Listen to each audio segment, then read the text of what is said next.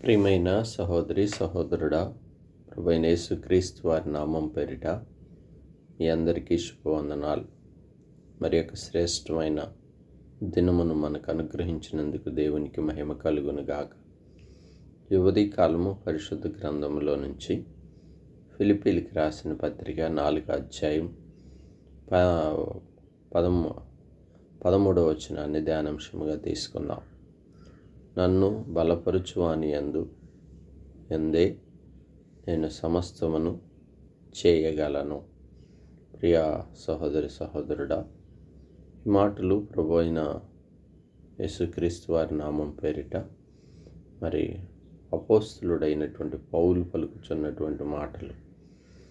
సమస్త కార్యములను నేను చేయగలను.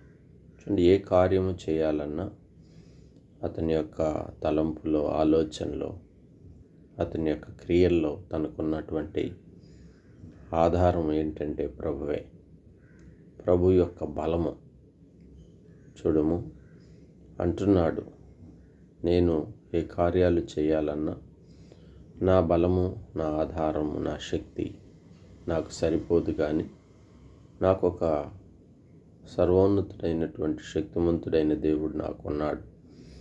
ఆయన నన్ను బలపరిస్తే నా కార్యములన్నీ కూడా నేను చక్కబెట్టుకోగలను అంటున్నాడు. సమస్తమును నేను చేయగలుగుతానంటున్నాడు. అవును కదా, దేవుడు మనకు సహాయకుడుగా ఉంటే, దేవుడు మనల్ని బలపరిస్తే, దేవుడు మనల్ని పురికొల్పితే, దేవుడు మన త్రోవలను సరళం చేస్తే మన కార్యములన్నీ మనం చక్కబెట్టుకోగలుగుతాం. అవును, మనుష్య రీతిగా మనం లోకంలో అనేక విధాలుగా తలంచుకుంటాం. మనం చేయాలని అనేక ప్రయత్నాలు చేస్తాం. ఏ కార్యాలైనా మన స్వీయ బలమును ఆనుకుని ఉంటాం. అది సరైన అనుభవం కాదు.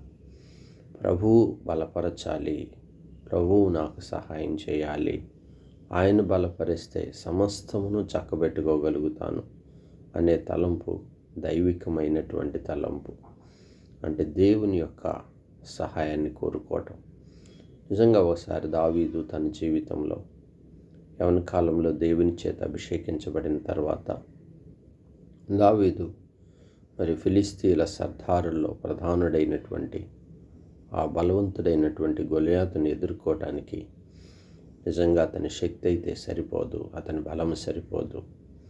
కానీ దావీదు ఆ చిన్న వయసులో కూడా దేవుని అభిషేకాన్ని పొందినటువంటి తాను ఎంతగా బలపరచబడ్డాడో చూడండి.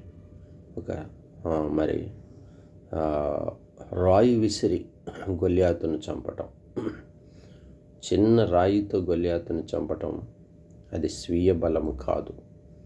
దేవుడు ఆ శత్రువైన గొలియాతును చంపటానికి దానికి ఎంతగానో సహాయం చేస్తూ వచ్చాడు. దావీదు మాటల్లో మనం వినొచ్చు, అవును, ఈ ఫిలిస్తీయుడు సున్నతి లేనివాడు, ఇతడు నన్నేమి చేయగలడు? నా ప్రభువు సజీవము కలిగినటువంటి దేవుడు, సమర్థుడైన దేవుడు, శక్తిమంతుడైనటువంటి దేవుడు. ఆయన ముందు ఇతను ఏపాటివాడని తన్ను బలపరిచినటువంటి ప్రభువును బట్టి ఆ కార్యం చేయగలిగాడు కదా. మన ఆధ్యాత్మిక జీవితాల్లో శత్రువైన గొలియాతును చంపగలిగాడు. నీ జీవితంలో కూడా శత్రువును ఓడించాలంటే నీ బలం సరిపోదు, నీ ఆలోచనలు సరిపోవు.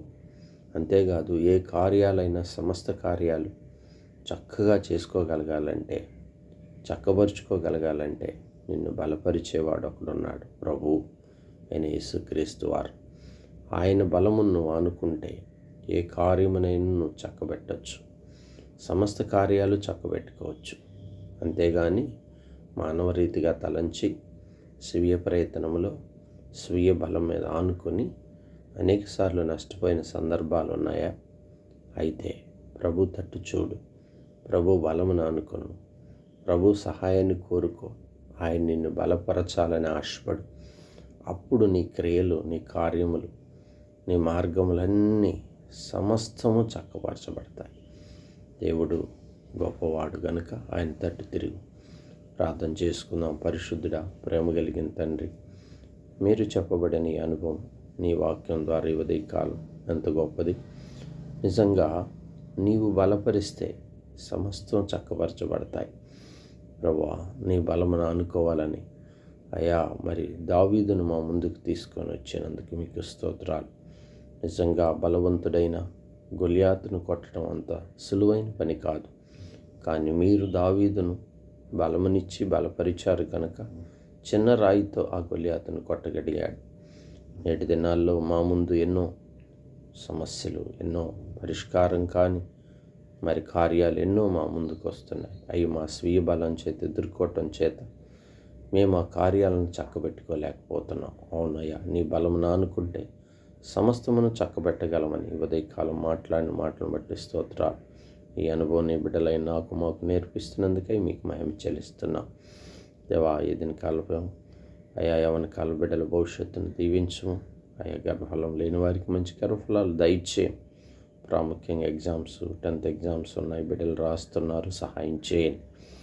దేవా, హాస్పిటలైజ్డ్ అయిన వారు ఉన్నారు, వారిని బలపరుస్తారని స్వస్థత అనుగ్రహించము. ఈ దినమంతా మీ కృపలో బలపరుస్తారమని మీ చేతికి అప్పగించుకుంటూ యేసు నామమున ప్రార్థించి స్తుతించి అడిగి వేడుకుంటున్నాము తండ్రి. ఆమేన్.